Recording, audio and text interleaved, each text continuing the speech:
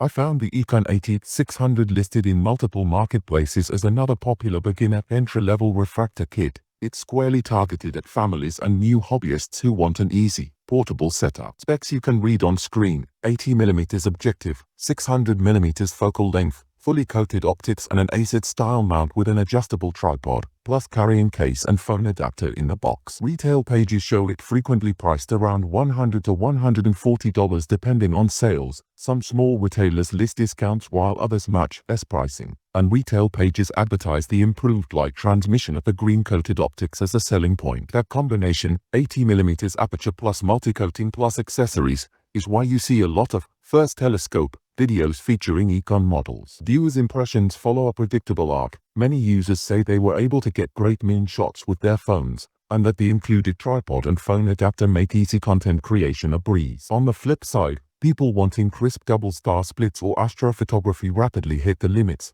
The mount isn't a precision instrument, and high magnifications reveal eyepiece shortcomings. Still, for the person who wants to show their kids Saturn, the moon, and bright star clusters on a weekend vlog, the EACONN's kit is a reliable, camera-friendly choice. If you're filming an honest first light clip, show viewers what you can and can't do. Show the moon at 5100 times, then try Jupiter quickly to set expectations. And don't forget the line I'll read on camera. We share by links in description box. Pros: fully coated optics for brighter images, solid accessory bundle, tripod, phone adapter, bag, good demo value in vlogs. Cons: mount, tripod and eyepieces limit long-term hobby use, chromatic effects at higher magnification, mixed assembly quality across batches. For vlogger tips: film the setup, then do a split screen. What you see vs what your phone captures through the adapter. That visual proof